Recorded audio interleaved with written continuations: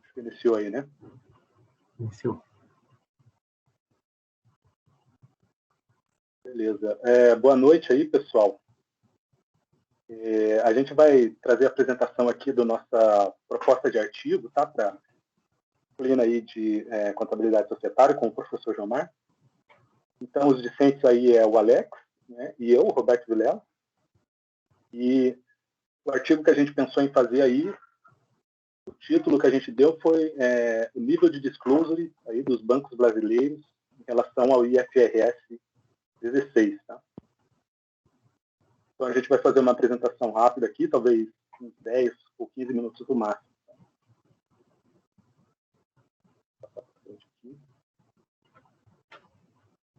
Bom, aqui a gente traz um pouco das motivações aí que levou a gente a escolher esse tema. Então, o Alex vai falar um pouquinho mais aí a respeito dessas motivações. Alex, pode ficar à vontade. Legal, obrigado, Roberto. Boa noite, professor, boa noite, colegas. Bom, as motivações aí que nós trouxemos aqui para abordar essa norma é porque é uma norma contábil relativamente nova, ela entrou em vigor em 2019, né? E ela trouxe, como a gente abordou, né, na apresentação do tema de leasing nas aulas passadas, ela alterou bastante a contabilidade para os arrendatários, né? Então, com base nessa informação, o IFRS Foundation trouxe um estudo que 85%, né, das obrigações com o leasing operacional estavam fora do balanço, né? Então, esse contexto todo traz aí algumas dificuldades, né, em relação à informação para os investidores e para os usuários das demonstrações, né? Então, o que eles começaram a ter dificuldade em entender, né, qual a extensão de ativos e passivos de arrendamento a empresa realmente possui, né, e deveria registrar dentro do seu balanço, né? Eles tinham uma dificuldade de fazer uma comparação entre os dados das empresas que possuíam arrendamento e em relação às que efetivamente compravam os bens, ou seja, a decisão aí de arrendar um bem ou de adquirir um bem fazia realmente uma diferença em relação aí à apresentação das demonstrações, muito embora fosse, né, o objeto fosse o mesmo, né, o aluguel ou o adquirir aí um imóvel, né, uma sede própria, né, e também para fazer aí a estimativa em relação às obrigações que estavam fora do balanço, né. Então, tudo isso aí motivou o IFRS, né, aos órgãos para buscar aí, sanar essas dificuldades. Pode passar, Roberto. Bom, então, com base nesse pano de fundo aí da IFRS 16, né, a gente traz aqui a nossa questão de pesquisa, né, e as justificativas aí que a gente tem para abordar esse tema, né. Então, basicamente, nossa questão é a seguinte, né, os maiores bancos brasileiros aí, enquadrados nos segmentos prudenciais S1, S2 e S3, eles estão, de fato, evidenciando aí o impacto da IFRS 16 nas suas demonstrações e notas explicativas. Então, basicamente, aqui, o objetivo, né, do trabalho é justamente verificar essa evidenciação no setor bancário aqui no Brasil, né? Então, por que a gente escolheu, na verdade, né, esse tema e esse segmento? Bom, primeiro pela relevância aí do setor bancário, né, no mercado de capitais, né, segundo a Economática aí, né, é o setor com mais representatividade aí nos 22 índices da B3, tem pelo menos 23 ativos aí e 19,5% de participação consolidada nos índices. A relevância desse setor justifica aí a escolha do nosso tema, né?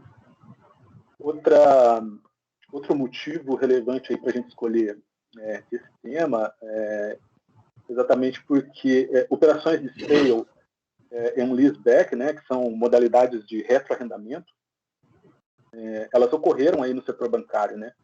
Segundo aí Gregório 2010, o setor bancário tem usado aí as operações de leasing, né, na modalidade de sale leaseback, para a venda do seu imobilizado, né, que é composto aí de imóveis diversos, né, utilizados como agências bancárias. E aí no mesmo contrato aí de venda eles locam, né, essas agências novamente, né, aí na forma de um arrendamento operacional. E aí, como o Alex falou ali, a gente tem a consequência de que esses ativos saem do balanço, né? Eles saem do balanço, passam a figurar aí como uma despesa mensal operacional e não aparecem aí nas demonstrações financeiras, né? Então, a gente acha que é interessante entender qual que é a dinâmica, né, dessas operações. Talvez olhando aí a questão das divulgações dos bancos, a gente vai conseguir verificar se eles estão de fato informando aí os investidores, né, os usuários das informações contábeis a respeito desse tipo de operação que é comum aí no setor bancário. Então, outra justificativa para a nossa questão de pesquisa é a importância aí do atendimento aos requisitos de disclosure, né, para os investidores, também para o órgão regulador, né. Isso é muito forte, inclusive, no setor bancário, né. Os requisitos de disclosure são muito importantes aí para a informação dos investidores, né. Como eu disse, o setor bancário é muito relevante, né, no mercado de capitais aqui no Brasil, então esses requisitos de disclosure são importantes aí para esse segmento. E, por último, até onde a gente conseguiu verificar, aí, há uma aparente inexistência de estudo semelhante para o setor bancário. Assim, a gente não conseguiu identificar nenhum estudo que voltasse a verificar esse nível, né, de disclosure, de divulgação no setor bancário no Brasil. Basicamente, essas são as justificativas aí para a nossa questão de pesquisa.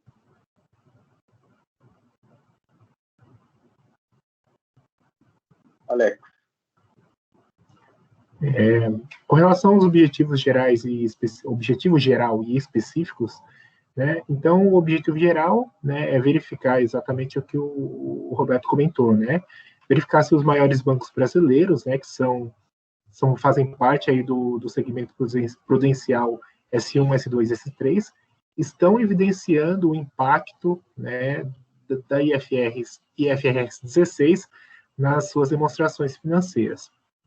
E aí, os objetivos específicos, né, verificar aí as principais pesquisas sobre a avaliação desse nível de disclosure, né, e verificar aí a sistemática das metodologias, identificar os bancos brasileiros pertencentes a esses segmentos, né, o S1, S2 e S3, e que apresentam as demonstrações em IFRS, né. A gente lembra aí nesse caso que o Banco Central do Brasil ele não adotou o CPC 06, né, que obriga aí ao registro, né, das operações de arrendamento nas demonstrações. Então, em local gap, os bancos não fazem esse registro do imobilizado de arrendamento no seu balanço. Então, por conta disso, nós limitamos aí esse nosso estudo ao S1, S2 e S3. Né? Então, verificar aí, levantar as demonstrações contábeis e as notas explicativas dessas instituições e analisá-las, né? Verificar o nível de disclosure desses bancos, né, em relação ao que é exigido no IFRS 16 e interpretar todos os resultados que a gente obter.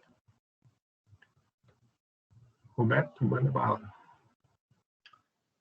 Beleza. Com relação à delimitação aí do nosso estudo proposto, então, como a Alex falou, vamos focar aí nas entidades integrantes dos segmentos prudenciais S1, S2 e S3. Em uma primeira análise que a gente fez, são pelo menos 57 instituições aí enquadradas nesses segmentos, os maiores bancos e instituições financeiras, né, de forma geral.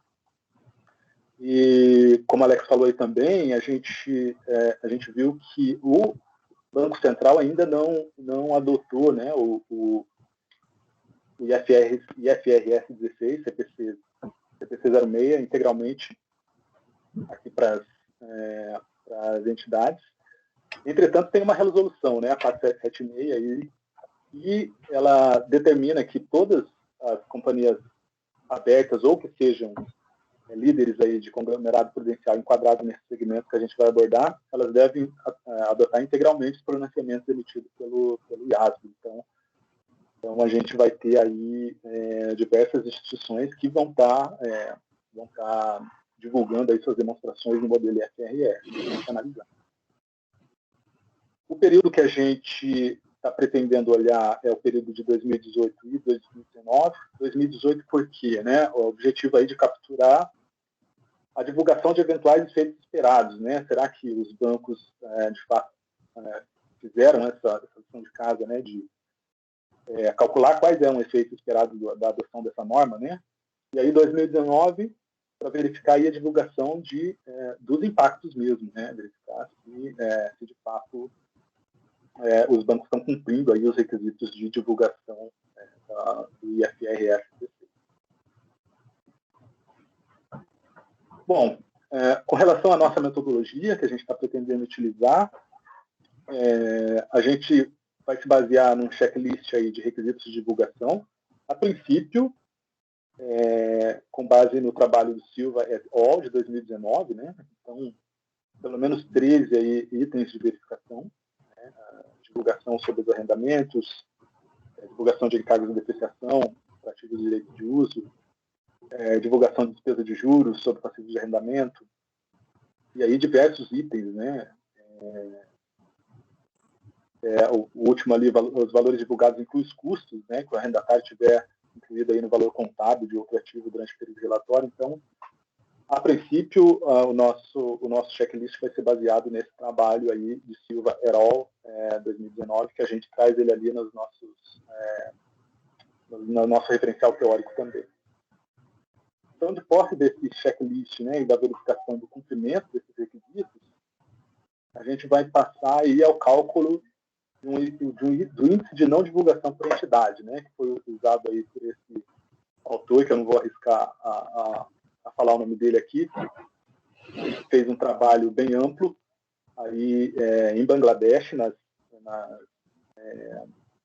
entidades de capital aberto lá de Bangladesh, né, e ele ajudou a sistematizar aí, né, essa forma de cálculo desse índice de não divulgação por entidade. Também vamos se basear aí num trabalho feito aqui no Brasil, né, o Oliveira et al. 2019, que também está ali nosso referencial teórico. Então, aí, basicamente, tem uma formulazinha, né, onde ela tenta capturar, né, de cada item analisado, né, transformar isso num número, né. Então, cada item analisado vai pontuar, né, e a gente vai ter o somatório aí desses índices, para a gente ter o índice de não divulgação e conseguir comparar aí diversas empresas diferentes. Referencial, Alex, se quiser falar um pouco. Beleza. E aí, com relação ao referencial, nós trouxemos aqui 3 artigos, né, trabalhos que vão basear aí o nosso estudo, né? Então, são três documentos: o Corporate Mandatory Disclosure Practice in Bangladesh, que o Roberto acabou de citar, né, do autor que eu vou tentar ler o nome dele, Akhtaruddin, né? Então, o segundo é o Determinantes da Divulgação Obrigatória do Pronunciamento Técnico CPC 27, setor elétrico. É uma análise das companhias abertas listadas na BMF Bovespa, né, da Juliana Oliveira, Tainá Batista, Sofia Abrão e Marcelo Macedo. E terceiro, estudo evidenciação de arrendamento mercantil operacional pelo CPC 06 em empresas brasileiras do capital aberto na B3, né, da Maria Vieira da Silva, Edson de Oliveira e Fernando dos Santos. Então, aqui a gente trouxe um pouco do resumo, né, um resumo desses trabalhos, né, eu não vou lê-los pelo tempo, mas esses são 3 referenciais que nós trouxemos, né, que já foram até 2 citados aí pelo Roberto com relação à metodologia, que vai ser base aí do nosso trabalho e serviu aí de análise para nós. Pode passar, Roberto, acho que... Beleza, então, a princípio essas linhas gerais aí do nosso trabalho, a gente tentou trazer aqui uma síntese, né, do que a gente pretende fazer, o que vai estar no nosso projeto de pesquisa. E qualquer dúvida a gente está à disposição, tá? Nossos e-mails aí. Alex, se não tiver mais nada, eu acho que a gente pode encerrar aqui a nossa apresentação. É isso aí, bem isso mesmo, só trouxemos aí de forma bem rápida, né, os principais pontos, e aí na segunda-feira ficamos aí aguardando as sugestões, discussões e contribuições aí dos colegas. Obrigado. Beleza. Obrigado, pessoal. Bom fim de semana para todos aí.